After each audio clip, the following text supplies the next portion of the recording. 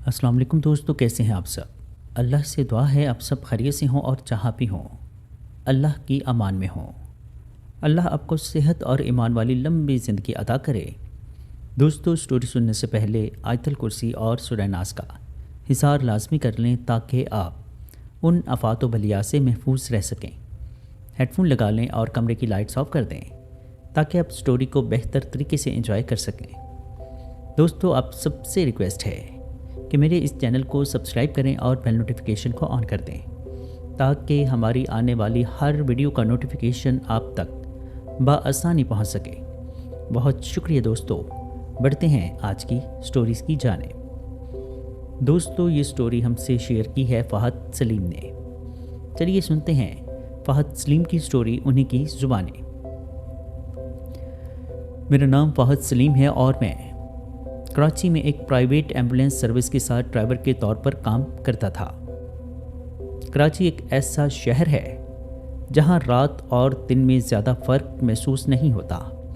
Traffic, शोर, horn और ambulance के सायरन, ये सब इस शहर की ज़िंदगी का हिस्सा हैं।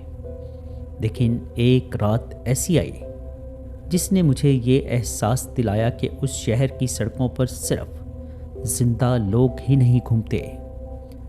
ये वाक़या दिसंबर 2021 की एक सर्द रात का है। मेरी नाइट ड्यूटी थी। आम तौर पर रात की ड्यूटी में या तो हादसात के केस आते हैं या अस्पतालों के दरमियान मरीज़ों की मुंतकिली करनी पड़ती है। उस रात तकरीबन 1:20 हो रहे थे। मैं सिविल अस्पताल के बाहर एम्बुलेंस खड़ी करके चाय पी रहा था। सर्द हवा चल रही थी और सड़क पर ट्रैफिक मामूल से बहुत कम था। मेरे साथ उस रात कंपाउंडर काशिफ भी था। हम दोनों एम्बुलेंस के अंदर बैठे मोबाइल देख रहे थे कि अचानक कंट्रोल रूम से एक कॉल आई। रेडियो पर आवाज़ आई, फ़हद, एक इमरजेंसी कॉल आई है। MA जना रोड के करीब एक आदमी बेहोश पड़ा है, फौरी पहुंचो। मैंने फ़ौरन ओके कहा और एम्बुलेंस स्टार्ट कर दी। सायरन ऑन किया और गाड़ी सड़क पर ले आया। रात के वक्त कराची की सड़कें दिन के मुकाबले में काफ़ी खाली होती हैं, इसीलिए हम चंद ही मिनट में MA जना रोड के करीब पहुंच गए। लोकेशन एक पुरानी इमारत के सामने थी।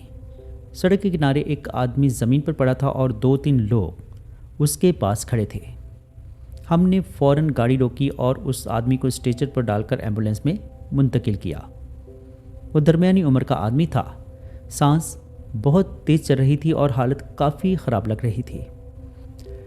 काशिफ उसका ब्लड प्रेशर चेक करने लगा और मैंने गाड़ी दोबारा सिविल अस्पताल की तरफ मोड़ दी। सब कुछ मामूल के मुताबिक था, लेकिन असल अजीब वाक़या उसके बाद शुरू हुआ। हम अभी चंद मिनट ही चले थे कि एम्बुलेंस के रेडियो में अचानक अजीब सी खरखराहट शुरू हो गई।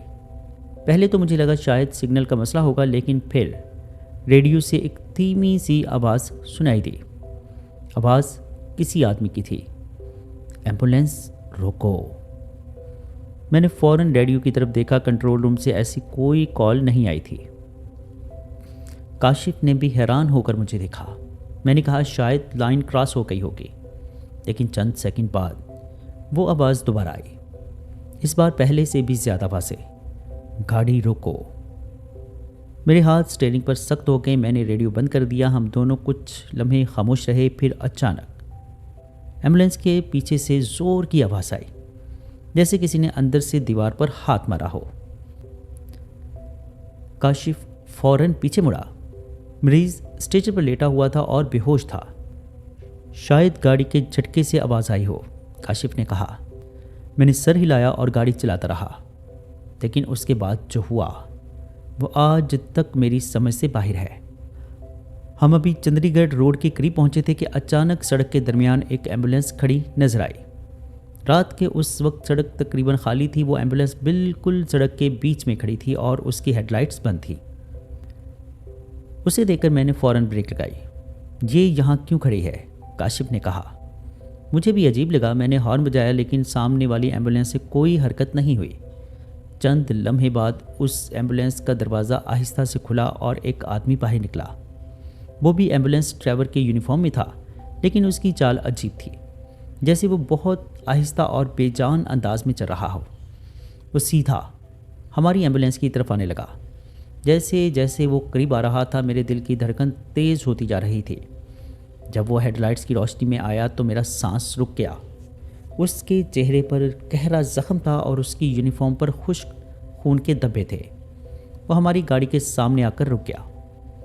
چند لمحے خاموش کھڑا رہا، پھر اس نے آہستہ سے ہاتھ اٹھایا اور شیشے پر دستک دی۔ میں اور کاشف دونوں ساکت بیٹھے تھے۔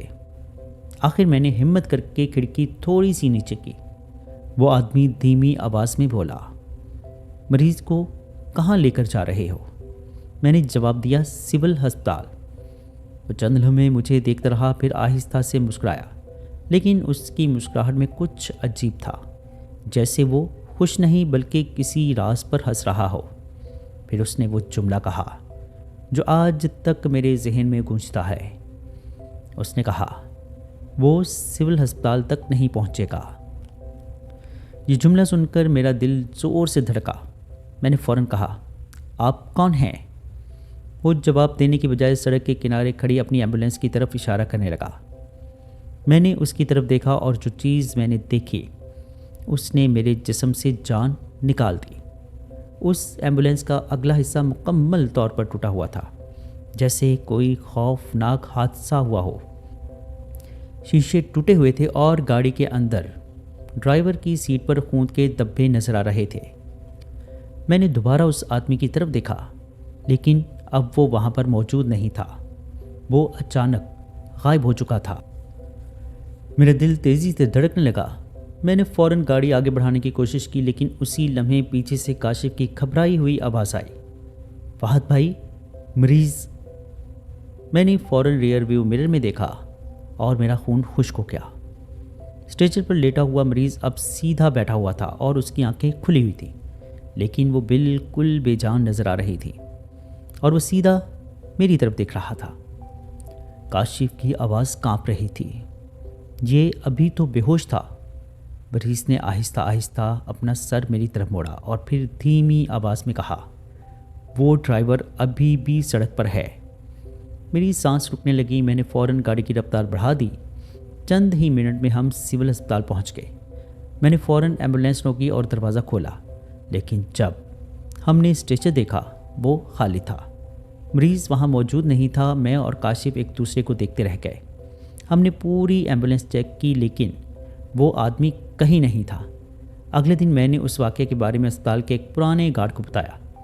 وہ چند لمحے خاموش رہا اور پھر آہستہ سے بولا، کیا تم نے اس ڈرائیور کے چہرے پر زخم دیکھا تھا؟ میں نے سر ہلایا۔ گارڈ نے گہری سانس لی اور پھر بولا، 2 سال پہلے اسی جگہ ایک ایمبولینس کا بہت برا ایکسیڈنٹ ہوا تھا۔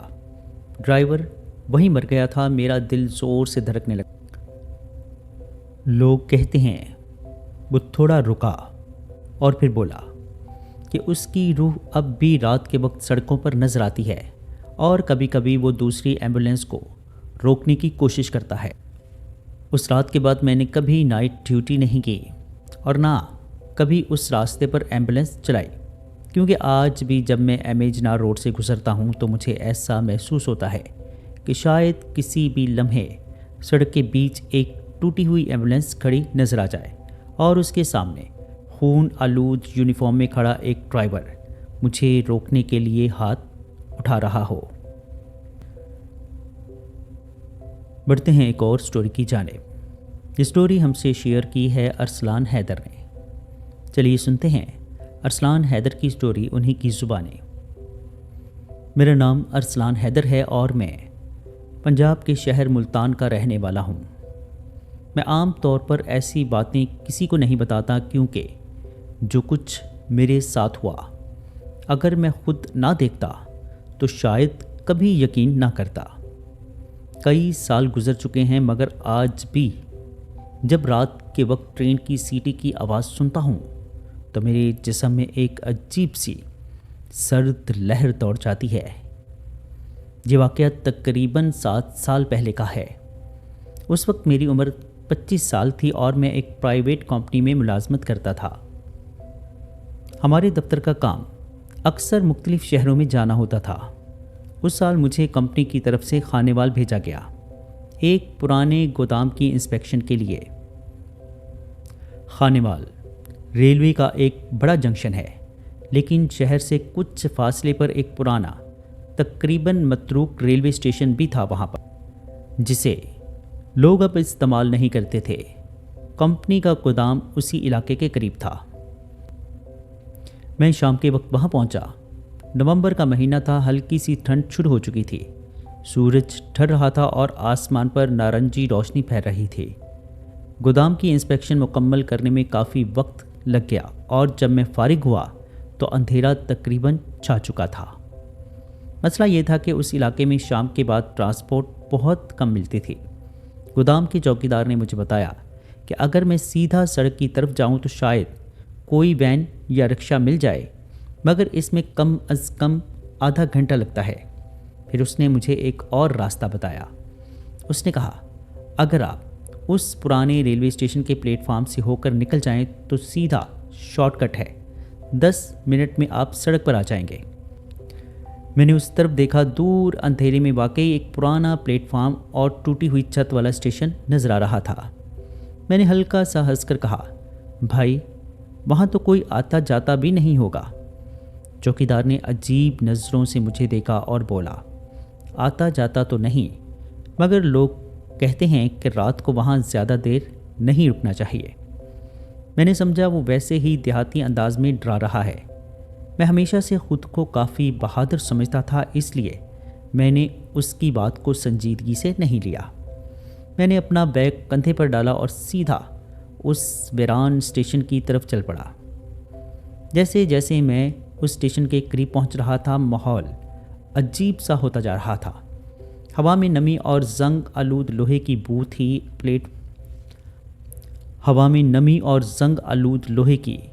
اسمیل شامل ہو چکی تھی۔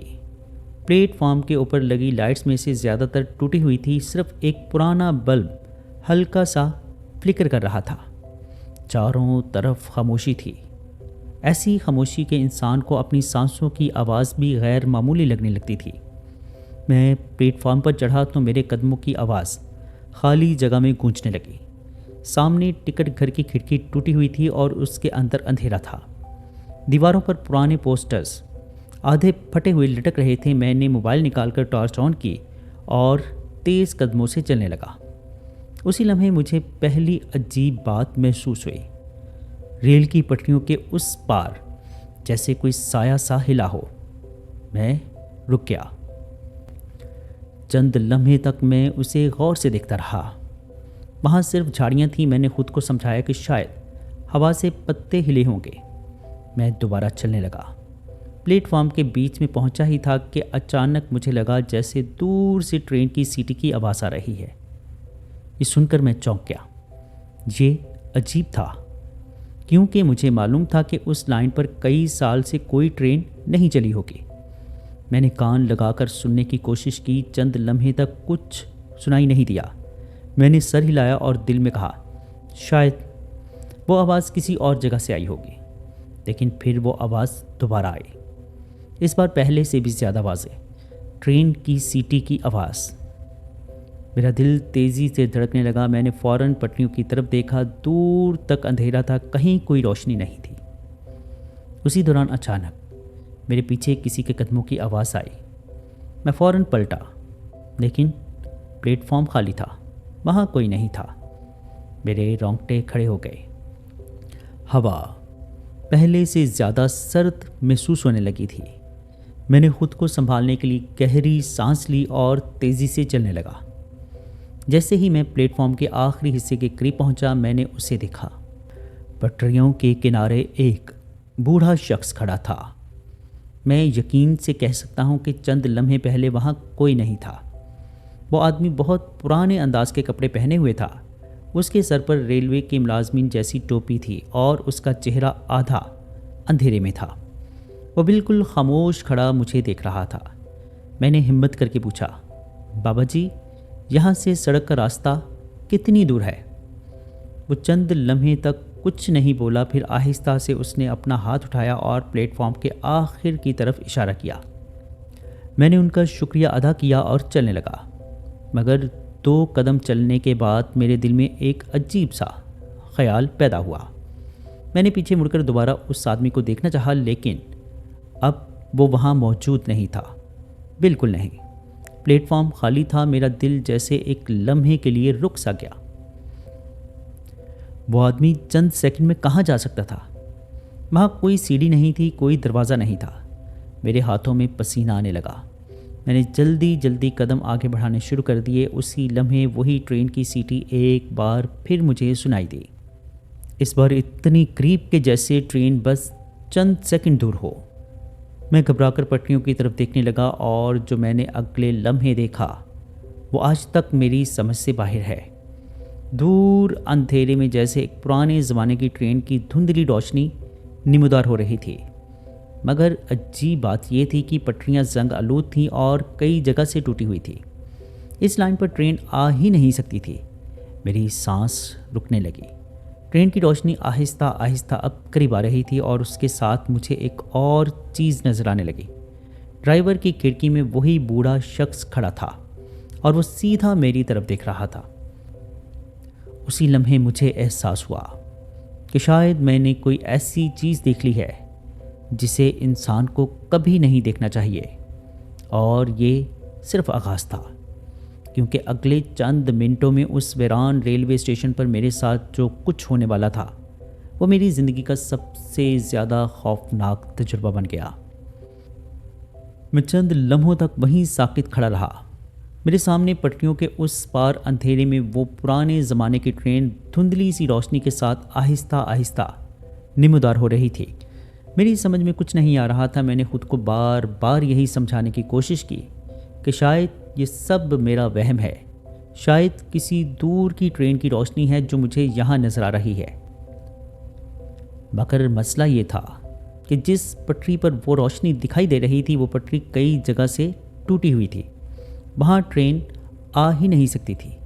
میرے دل کی دھڑکن اتنی تیز ہو چکی تھی کہ مجھے یوں محسوس ہو رہا تھا جیسے پورا اسٹیشن اس کی آواز سن سکتا ہو۔ ٹرین کی روشنی آہستہ آہستہ قریب آ رہی تھی، اور جیسے جیسے وہ قریب آ رہی تھی میں ایک چیز واضح طور پر دیکھنے لگا۔ ڈرائیور کی کھڑکی میں وہی بوڑھا آدمی کھڑا تھا، وہی جسے میں چند لمحے پہلے پلیٹ فارم کے کنارے پر کھڑا دیکھ چکا تھا۔ اس کا چہرہ اب بھی عجیب طرح کے سائے میں چھپا ہوا تھا، مگر اس کی آنکھیں مجھے صاف نظر آ رہی تھی، اور وہ سیدھا میری طرف دیکھ رہا تھا۔ ایسا لگ رہا تھا جیسے وہ مجھے پہچانتا ہو، جیسے وہ میرا انتظار کر رہا ہو۔ میرے قدم خود بخود پیچھے ہٹنے لگے۔ اسی لمحے ٹرین کی سیٹی دوبارہ گونجی، مگر اس بار اس آواز میں کچھ عجیب تھا۔ یہ عام ٹرین جیسی آواز نہیں تھی، اس میں ایک ایسی کھردری گونج تھی جیسے کسی پرانی دھاتی چیز کو زور سے رگڑا جائے۔ میں نے خوف زدہ ہو کر ارد گرد دیکھا۔ پورا اسٹیشن سنسان تھا، ہوا رک چکی تھی، جھاڑیاں بھی اب ہل نہیں رہی تھیں، جیسے پوری دنیا ایک لمحے کے لیے ساکت ہو گئی ہو۔ پھر اچانک ٹرین کی رفتار تیز ہو گئی، مگر عجیب بات یہ تھی کہ پٹریوں پر اس کے پہیوں کی کوئی آواز نہیں آ رہی تھی، بس روشنی تیزی سے میری طرف بڑھ رہی تھی۔ اس لمحے میرے دماغ میں صرف ایک ہی خیال آیا، مجھے یہاں سے فوراً نکلنا ہوگا۔ میں پلٹا اور تیزی سے پلیٹ فارم کے دوسرے سرے کی طرف بھاگنے لگا۔ میری سانس پھول رہی تھی، قدموں کی آواز خالی پلیٹ فارم پر زور زور سے گونج رہی تھی، لیکن چند قدم دوڑنے کے بعد مجھے ایک اور عجیب چیز محسوس ہوئی۔ میرے پیچھے صرف میرے قدموں کی آواز ہی نہیں تھی، کوئی اور بھی میرے ساتھ دوڑ رہا تھا۔ میں نے ہمت کر کے پیچھے دیکھا۔ وہ منظر آج بھی میری آنکھوں کے سامنے تازہ ہے۔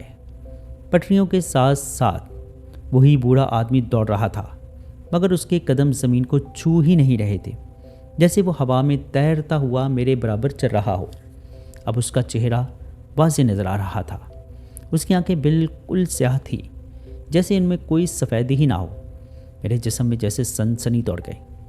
میں پوری طاقت سے دوڑنے لگا۔ پلیٹ فارم کا آخری حصہ اب زیادہ دور نہیں تھا، وہاں سے نیچے اتر کر سڑک کی طرف جانے والا راستہ تھا، مگر جیسے ہی میں اس کے قریب پہنچا مجھے ایک اور چیز نظر آئی۔ پلیٹ فارم کے آخر میں 2-3 دھندلی انسانی شکلیں کھڑی تھیں، وہ بالکل خاموش تھیں۔ جب میں ان کے قریب پہنچا तो मुझे महसूस हुआ कि वो लोग नहीं बल्कि जैसे धुंध से बनी हुई परछाइयाँ हों। उनके चेहरे नज़र नहीं आ रहे थे, वो बस साकित खड़े मुझे देख रहे थे। मेरा दिल चाहा कि मैं रुक जाऊं, मगर पीछे वो ट्रेन तेज़ी से करीब आ रही थी। मैंने आंखें बंद कर ली और पूरी रफ्तार से उनके दरमियान से गुजरने की कोशिश की। जैसे ही मैं उनके करीब पहुंचा, अचानक मेरे कानों में सरगोशियों की आवाज़ें गूंजने लगी। बहुत सी आवाज़ें, बहुत सी सरगोशियाँ। मत जाओ, हमें छोड़कर मत जाओ, हमें भी साथ ले चलो। ये सब सुनकर मेरी रीढ़ की हड्डी में बर्फ़ सी उतर गई। मैंने पूरी ताकत से दौड़ लगाई और प्लेटफार्म से नीचे कूद गया। जैसे ही मैं ज़मीन पर उतरा, अचानक सब कुछ खामोश हो गया। ट्रेन की आवाज़, सरगोशियाँ, कदमों की चाप, सब ख़त्म। मैं हाँफते हुए चंद लम्हे वहीं खड़ा रहा। फिर आहिस्ता आहिस्ता मैंने पीछे मुड़कर देखा। प्लेटफॉर्म खाली था, ना कोई ट्रेन, ना कोई बूढ़ा आदमी, ना वो परछाइयाँ। बस टूटा हुआ स्टेशन और गहरा अंधेरा। मैं तकरीबन भागते हुए सड़क की तरफ निकल गया। कुछ देर बाद मुझे एक मोटरसाइकिल वाला मिला, जिसने मुझे शहर तक छोड़ दिया। मैं पूरे रास्ते खामोश रहा। मेरे दिमाग में बार बार वही मंजर घूम रहा था, वो ट्रेन, वो बूढ़ा आदमी, वो सरगोशियाँ। अगले दिन मैंने कंपनी का काम ख़त्म किया और वापस मुल्तान आ गया। मैंने ये बात कभी किसी को नहीं बताई। जी दोस्तों, कैसी लगी आपको स्टोरीज़? कमेंट बॉक्स में अपनी राय का इजहार ज़रूर कीजिएगा। अगर आप या आपके किसी जानने वाले के साथ कोई ऐसा खौफनाक या नाकाबिले फरामोश वाक़या पेश आया हो और आप उसे हमारे साथ शेयर करना चाहते हो, तो नीचे डिस्क्रिप्शन में मौजूद मेरे व्हाट्सएप नंबर पर हमारे साथ शेयर कर सकते हैं। अपना और अपने घर वालों का बहुत सा ख्याल रखिएगा। मुझे और मेरे घर वालों को अपनी खुसूसी दुआओं में याद रखिएगा। अल्लाह ने चाहा तो मिलते हैं किसी और खौफनाक स्टोरी में। तब तक के लिए अल्लाह हाफ़िज़।